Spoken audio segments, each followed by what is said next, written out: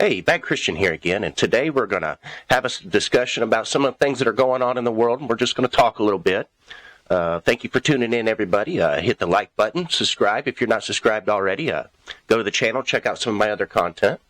But we're going to just have us a little conversation here today, listening with the Bad Christian, and we're going to talk about just some regular little world events that we're about used to hearing in the news at this point. It's kind of interesting to me how much crap is going on right now that it's unbelievable, some of the stuff that's going on out there right now. The government shutdown is looming, and at the same time, you got Pete Hegseth, who's calling all these military leaders in for some reason.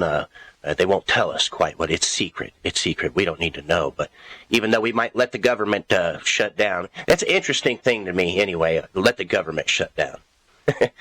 Is the government going to shut down, guys? If they don't get more money, is the government going to shut down? And whose problem is the shutdown? This quote-unquote shutdown. We're used to furloughs and stuff like that.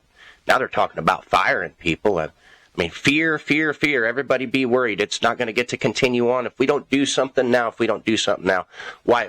Who is we? Who is we that needs to do something? What needs to happen here?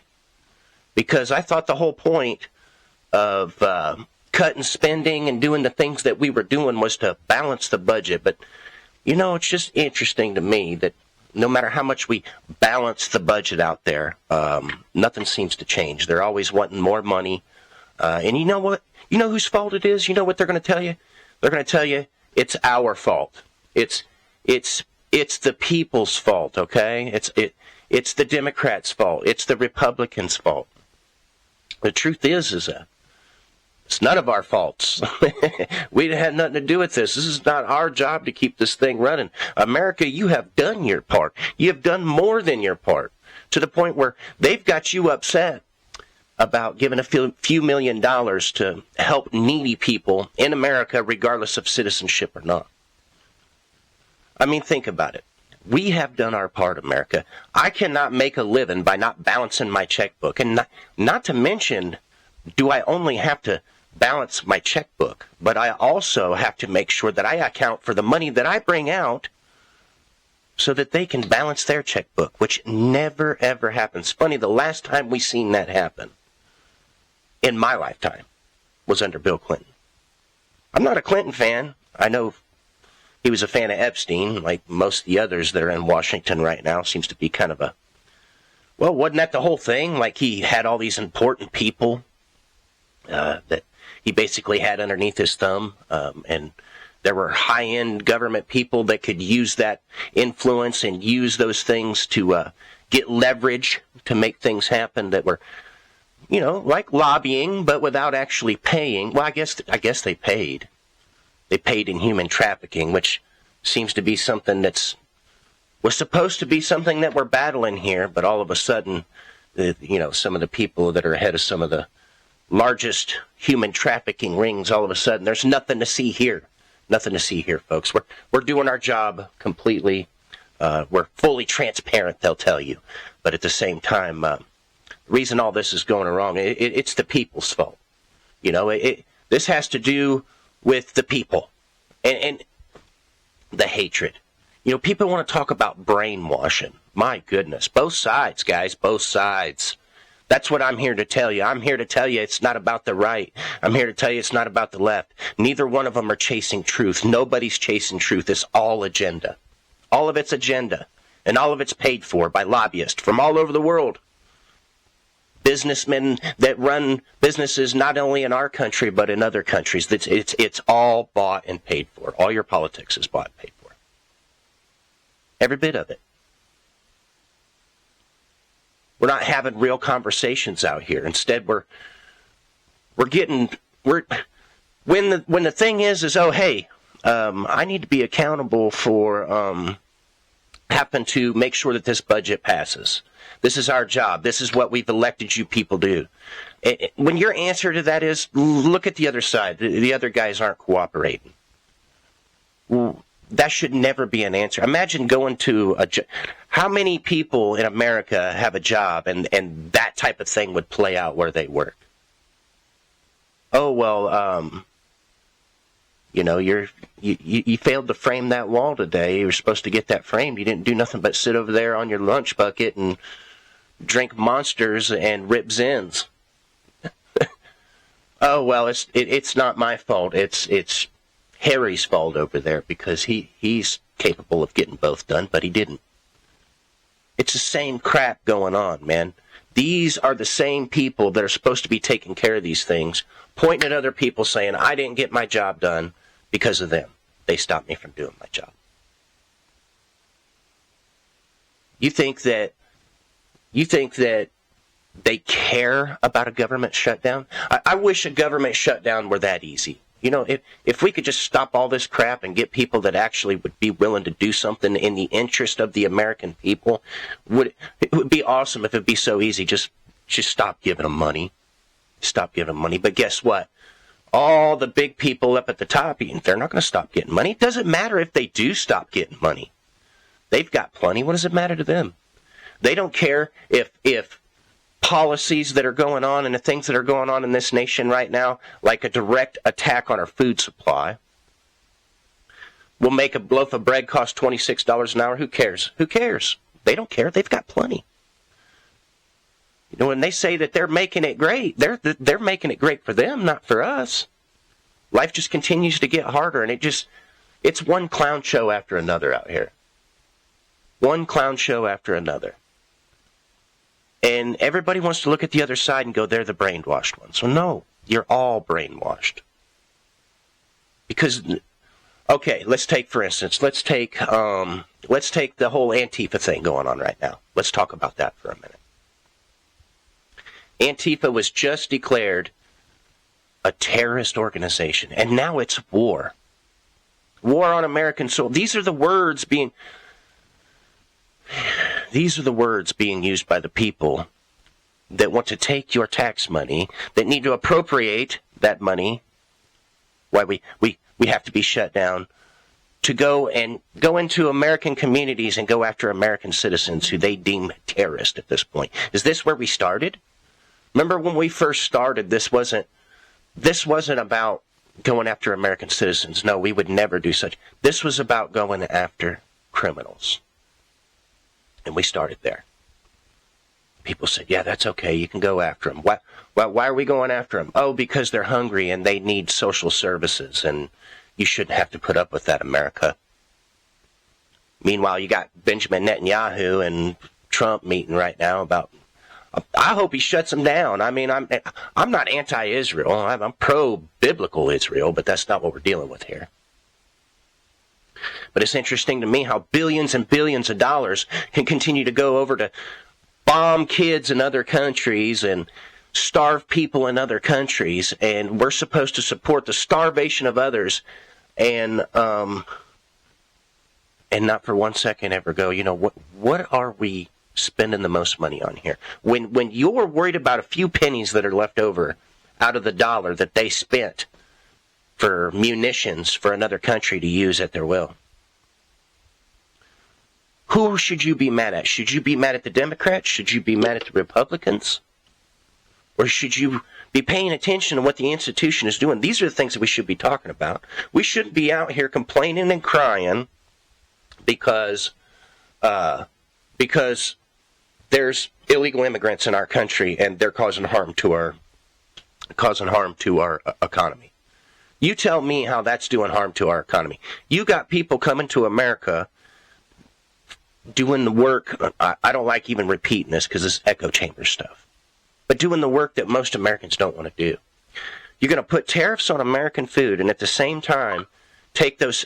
I thought we were going after criminals. Now we're going into farm operations and we're gutting farm operations while we drive the price of foreign goods up.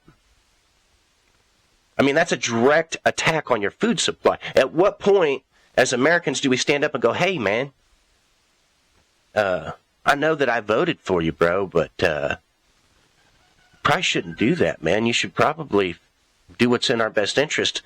And if he's got some kind of great 4D plan, because I keep hearing this, plays 4D chess, yeah, I don't know who he's playing for, but let us know something. If there's a real reason behind all this, talk about it. But it's always, oh, well, I've got a plan. Don't worry, I've got a plan. And that plan just keeps mutating and mutating. At first, we were going after criminals. Now we're going after farm workers. Now we're going after, it's war on Americans. It's declared civil war, people. That's civil war. When you declare that you're going to call these people terrorists who are clearly American citizens, most of them are, you know this, college students, who by everybody's understanding on the right are brainwashed kids. Why would your response be, hell yes, send the military? Why would your response be that ever? Ever. They're people just like you and me. They're kids. If they're brainwashed, then why are you sending the military? The same people who got their platform speaking about these things are the same people that got their platform by saying freedom of speech. I have a right to stand out here, and I have a right to cheer for Trump. I have a right to stand out here amongst all this pride stuff and these events that were not oriented towards the political agenda that I favor. I have a right to stand out here and stick out like a sore thumb. These are how these people got their platforms to propagate this stuff. And these same people are in the public square now going, these people need to be held accountable for their words. The same people that got their platforms off of freedom of speech are the same people who are encouraging the rest of others for standing in the street protesting. And a lot of you are going to say, oh, no. They're only going after the violent ones. These are violent people. They're burning stuff down. They're burning buildings down. You know, we're going to start in Portland, you know, where we had the Summer of Love back in the day, I guess. Summer of Love. It was not a summer of love. I don't agree with that. It was a terrible situation. All the stuff that happened over George Floyd, all that stuff was absolutely horrible. There was no reason to go in there and do the things that they did, but at the same time, it's no different than January 6th. And here's why. Because you got the same FBI agents and CIA agents, and they're in there, and they're in plain clothes, and they're provoking violence. And so that same empathy as somebody who supports what happened on January 6th and those people that got pardoned from January 6th and the things that happened on apply that to others. Try that. Try putting the shoe on the other foot. That's all I'm doing. That's all I'm asking. I'm not supporting either side. I think they're both ridiculous. But the truth is that when damage is being done, damage is being done. And a lot of the times, when that damage is being done, it just seems to conveniently coincide with political events and things that are happening in the world. I'm not going to say Charlie Kirk was a bad guy, and I'm not going to say Charlie Kirk was a great guy. It's not my job to decide that. It's not my job to judge that. But the movement that he started and how Turning Point got going and the people that made it what it was not much different than the lobbyist political actions that we see happening in the government, which is what we're standing up to stop, right? When it's all about the donors, you know? And so maybe when we look in on that situation and we go, hey, if you're on the left, you should be looking at it going, that's horrible. If you're on the right, you should be looking at it going, that's horrible. You should be. But if you fought for the right to stand in the street and say, I don't care about that, don't get mad when somebody else is standing in the street saying, oh, he got what he deserved. If you got your ticket to fame and your ticket to wealth and your ticket to being a major influencer in this movement was to stand up amongst the people that disagreed with you in public squares and say what was not popular amongst that group of people, the last thing that you should be doing is calling for the people who are on the opposition to you. Yeah, it's horrible. Yes, I agree with you. Nobody should ever be standing in public square saying, I'm glad so-and-so died. That's horrible. Nobody should be making posts saying, pew, pew, let's kill these people. That's horrible. But at the end of the day, it's too convenient. Too convenient. Now you've got Antifa being declared a terrorist organization, which, like I said, is going to be 99% American students. They're college students, most of them, people. They're just kids on the street with crowbars and bullhorns and purple hair. And you're going to bring guns to the show. As Republicans, as people who come from conservative backgrounds, and you understand what that, an AR-15 is not a weapon of war. Okay, so why are we declaring that this is war in the street? This is not a war. Okay, these are not weapons of war. Why are the words war being used by these people? Why are we literally in the open waging war against each other? That word is being used. We should be thinking about these things. These things should make us pump the brakes, take a step back, and say, okay, what am I supporting right now? That's what we should be doing. We shouldn't just be saying, well, I stand on this side, so the other side, they're so evil, they're so hateful. They're so hateful. Because they're so evil, they're so hateful, they are glad that somebody got executed in public, so I'm going to be okay with sending military in on them. Screw them, get rid of them. That's how the devil does it, man. He dupes you. He dupes you into hating your brother. He dupes you into hating your neighbor. He dupes you into hating the stranger. That's the biblical word for immigrant, for all those who don't know. Jesus was big time against that. Big time. His whole thing was number one. His whole thing, number one, take care of your people. Go to Matthew 24, read through that a little bit. Take a time to look at that, because most of that scripture right there is Jesus speaking directly to the rulers of the nations. Telling them, hey man, when I was hungry, you didn't feed me. When I was thirsty, you didn't give me drink. When I was an immigrant, you didn't take care of me. You didn't look after me. That's the judgment for the people that push those things and have the ability to make those changes in the earth, see? Not every piece of scripture was intended for every single man, woman, and child. Some of that is directed to the people who have the power to actually change things, which most of us don't. Most of us don't possess that power. I'm speaking into a microphone, doing what I can, and that's why I'm speaking about what I'm speaking about. Because if I'm truly chasing after the truth, if I'm truly going after what is right and what is wrong, to try to sort out what is and what isn't, I need to start with love. Where's the love at? And when I look around at the political atmosphere, say, okay, well, there's only love for people in your own party to the point where you'll shut your eye to the conversation on the other side, that defeats the point of politics. Politics is not meant to be an argument. It's meant to be a discussion. We should be able to come together in a room and say, okay, here's my ideas. Okay, here's my ideas. Well, what can we do? Why do you believe that? Well, I believe that because of this. Well, why do you believe that? Well, I believe that because of this. And we should be able to have civil, the word is civil, dialogue about these things. But politicians can't even do that nowadays. And it's beyond disgusting. It's an abomination, really, if you think about it. Their whole goal should be to be the diplomats that solve these issues. They're supposed to be the utmost image of what that civility is supposed to look like. And you get hatred from both sides. You get people on the left telling them, if you see these people out here, go bother them. And now you got people on the right. Well, they said it was okay, so now all of a sudden it's not okay.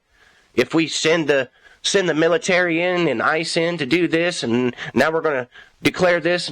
What? Guys, it's the same evil on both sides. Doesn't matter. Doesn't matter which way you look at it. It may be wearing a different color, but it's the same creature, man. There's no reason for us to be fighting over these things in the streets. And every time we stand out there and we fight each other over these things, we feed that monster as it stands over top of us and just guides us around with its little finger. We're like little ants. He's just popping us, man. It's terrible. You know, Obama was the deporter-in-chief. His politics were no different than Trump's. Think about it. And you know what? The guy who came after him, that administration, they had the same politics. You can find it for yourself. Go out there and look it up. They were all fighting against illegal immigration. Now, the Biden and Harris administration, they did push for a path of legal citizenship, which should have been a discussion in the room. I don't understand why that never even got received as a rational discussion in the room. And don't let the way that they zoom in on these things get you confused, because it's so clever. It's so clever. You know, they'll say, hey, $156 million went to feeding immigrants last year.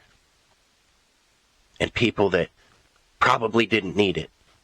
They were 400 pounds and they needed fudge rounds.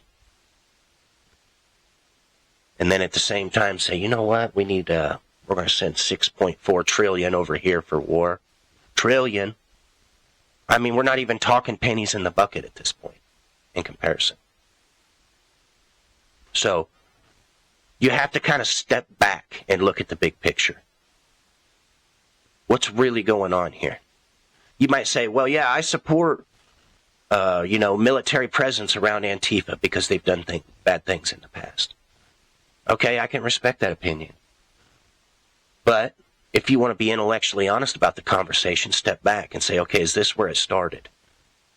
Because the people that were on the other side of that opinion were saying, when Trump started saying, I'm going to go after MS-13 and I'm going after immigrants, that it wouldn't be long and it would be American liberal citizens next. And you all looked at him and said, you're crazy. Conspiracy theorist.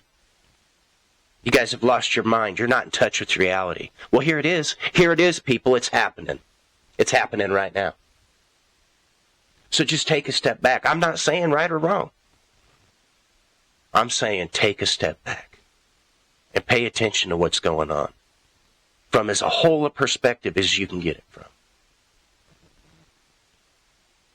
It's easy for people to trick us into thinking that